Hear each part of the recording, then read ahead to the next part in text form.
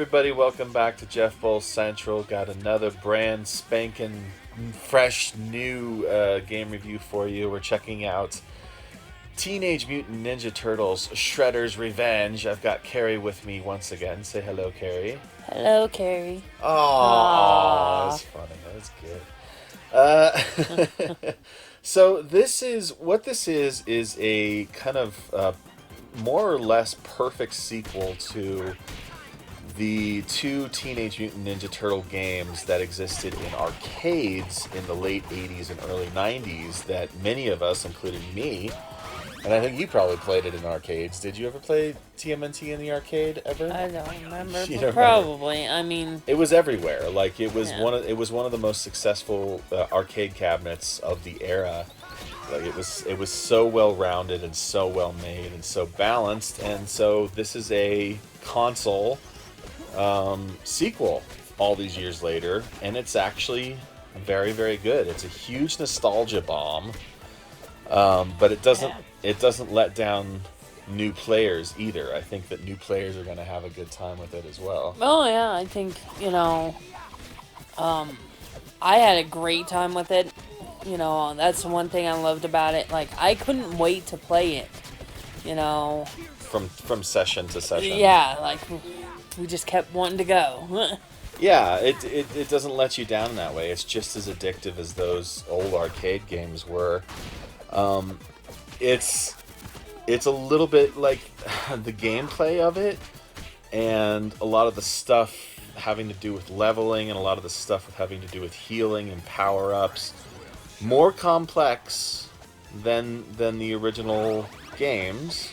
And those games were ported to like Genesis and SNES too. So if you didn't play those games in the arcade, you probably played them at home, or you may have played them at home if you're a Turtles fan, any kind. Oh yeah. But they have things like the two. If you're playing with another person or 4 or 5 other people, because it's 6-player, you can actually like pass health bars back and forth between each other. Yeah. You can actually level up your thing, although you kind of have a problem with the leveling system. Yeah, I mean, I wish it was a little bit more flexible, because it's like, you level up, and it's like, here I was at like a 4, and they don't really tell you what it really means. We had to go look for it, and we found it, and then it was like, oh, well, 5, you just get an extra life. Or a health bar. Or a health bar. Yeah, and it's not like it's unhelpful, but it's in this day and age, if you're going to do...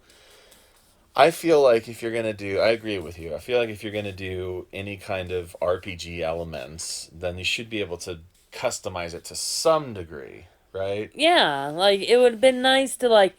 I always played April. Yeah, you were always April. I was always April. And it would have been nice to make her a little bit more stronger. And stuff, and I don't think it kept that up. So in you're a kind sense. of like, why even have that in there? Yeah. The other thing I'll say about it is that the environments, they never really change that much. There's plenty of different enemy variety, but like basically all you're ever going to be doing is walking and beating them up, and flying and beating them up.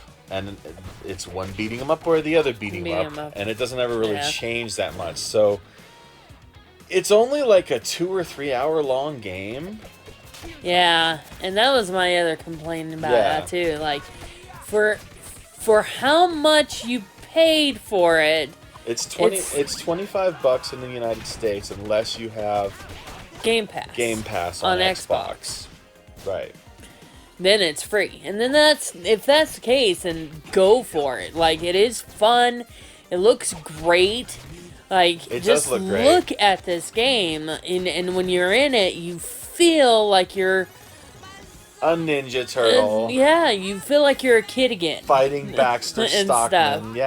Yeah. Because these are characters that, I grew up with, because I had a cousin who loved Teenage Mutant Ninja Turtles. He loved them. Like, he had a dresser full of just the action figures and stuff. So I knew these characters. So I legitimately loved TMNT. I loved everything about them.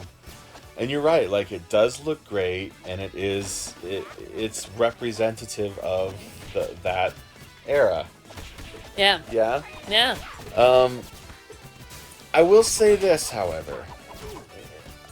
So they've got this game coming. Well, it's out. I shouldn't say coming. And then they've got the TMNT Cowabunga collection, which collects all the old ones. I'm more excited for that than I was for this. Like, Yeah. I'm more excited to be able to go back in time and play those Yeah. rather than whatever. And the cost of that one's probably worth it because you're getting like a lot of stuff in Yeah. that one. So, Here it's just one game. so that being said, I'm gonna give the TMNT Shredder's Revenge an 8 out of 10. What are you gonna rate? Oh god, I didn't think about that one. Well, all right, get that number out. Get that number out. I would say a 7 just because of the price. For the $25. For the 25 That's bucks. fair. It is short, man. I mean, you're meant to play it again, but No. it's kind of no. splitting hairs. Hey, everybody. I'm not. Whoa, that was gonna go weird. I could tell. So There's this- some good songs on this Yeah, one. Like, this is oh my my new- gosh, I got some favorite ones on this one. Oh yeah. She helps me sell these stuff when she's around. That makes it so much easier. Yeah, but no, seriously, it has some great ones on there. Like in God on the City, God on Yeah. the City. Thanks, Carrie. Like I don't know the titles, unfortunately. No, that's pretty close though. Thanks, Carrie. Yeah, that one's great though.